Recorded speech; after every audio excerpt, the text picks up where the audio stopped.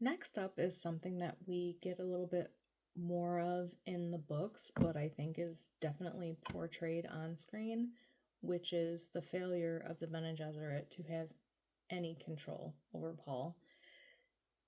I'm not even sure they know that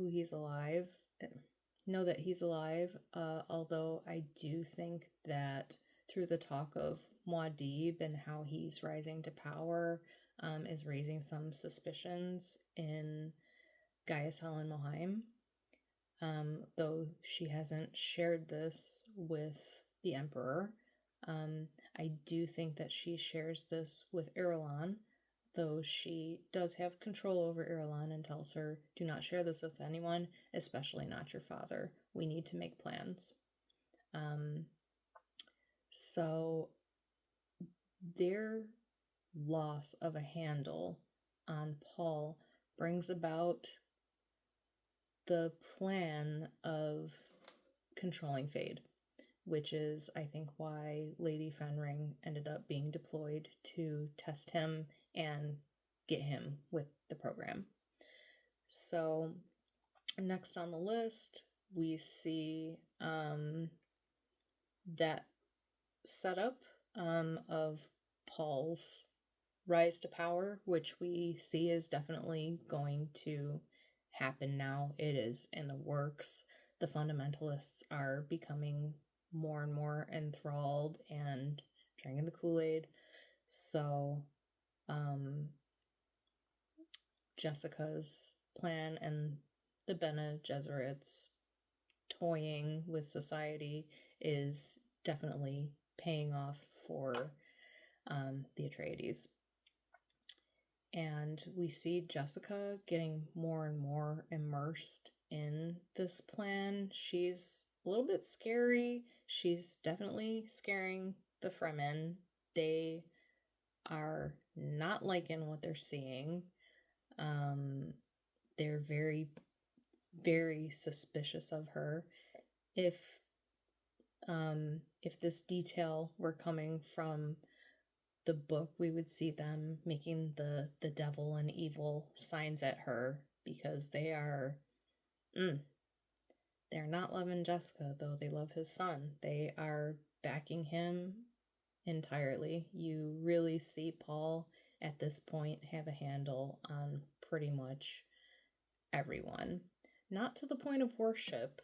We definitely don't see that until a little bit later, but everyone is coming around to being supportive of him and fighting for him and with him.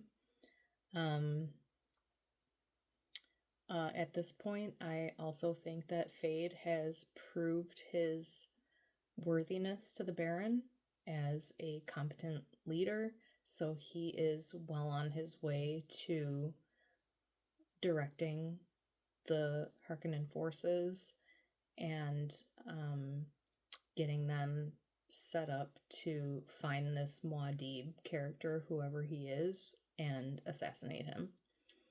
So Fade is zeroing in on a location, and we start to see some wins happening by the Harkonnens.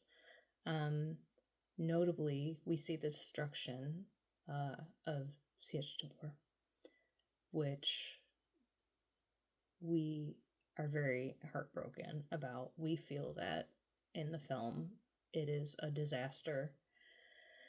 I don't know who we see tears from. Paul, I think, because he does give water to the dead. He's an off-worlder. There's it's not so indoctrinated into him as it is to the Fremen that you don't lose your body's moisture. There is nothing more valuable about you as a person than your body's moisture. So, in David Lynch's film, you see the Fremen shocked and enthralled and, oh my gosh, Muad'Dib, he's giving his moisture to the dead? What is this? A little bit less of that in this film. When Paul does give his moisture to the dead, I actually didn't see Chani react to that, which was very surprising, but I also think that at this point they have a very, very close, intimate relationship, and she knows Paul in and out. Like she could put on his skin and wear him. And I think the opposite. They are soulmates, they are meant for each other, and she has saved his life as well as him saving her life at this point. So they're in it to win it. They're there together.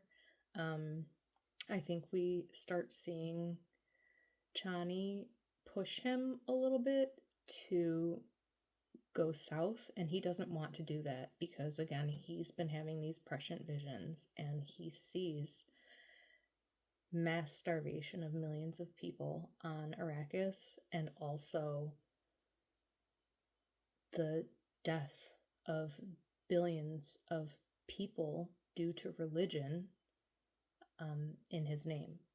And he is not on board with that. He is doing everything in his power to avoid that, although everyone around him is urging him to do this thing and become the leader of the Fremen. He doesn't want it. He wants revenge. And they're making him into a charismatic god figure. And he knows that that's not who he is. And Chani also very much knows that. She sees him as Paul Atreides and her lover. She does not see him as a god. And she really, even though Stilgar is the leader of the Fremen and willing to give up his life for Paul after the defeat of Siege Tabor, Stilgar begs Paul to take his life. He gives him his knife. He says, "Put me down. I'm obviously injured. You are the stronger man. Take charge of the Fremen. I believe in you as a leader."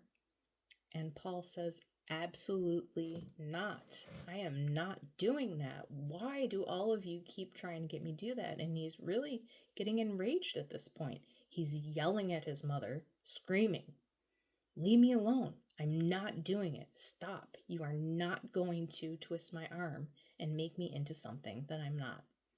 And that shows his integrity as a person. So what else do we have here?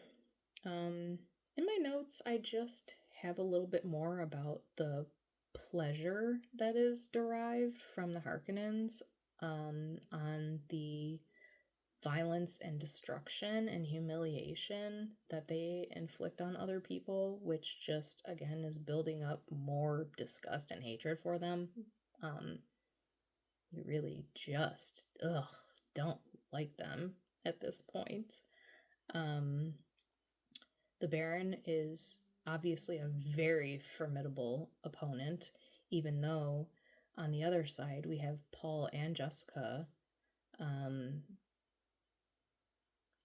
being mentats and having a lot of power themselves. And at this point, because Jessica has drank the water of life, she now has the memories that she's unlocked of every Reverend Mother that came before her, which is more knowledge than any living person is going to have.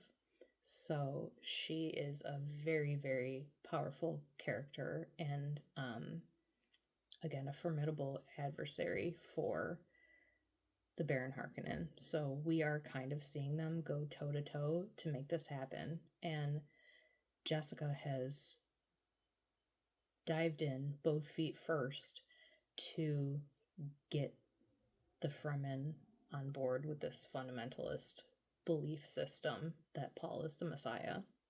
So she is heading south, and the Fremen are treating her as the most precious egg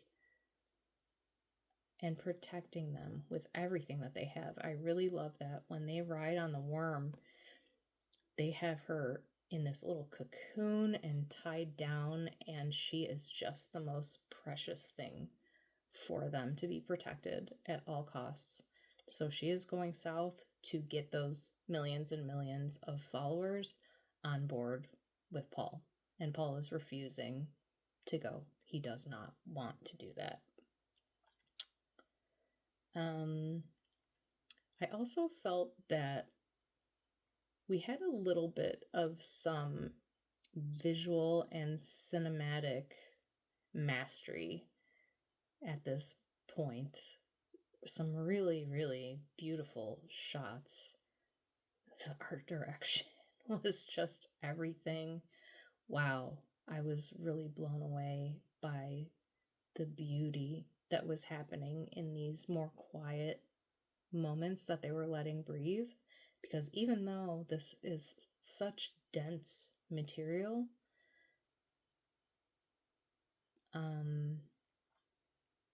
it didn't feel like a long movie.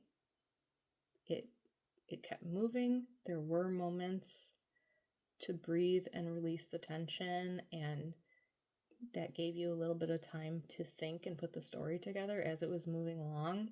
So, really, so much congrats to the writing and the direction of Denis Villeneuve for this film.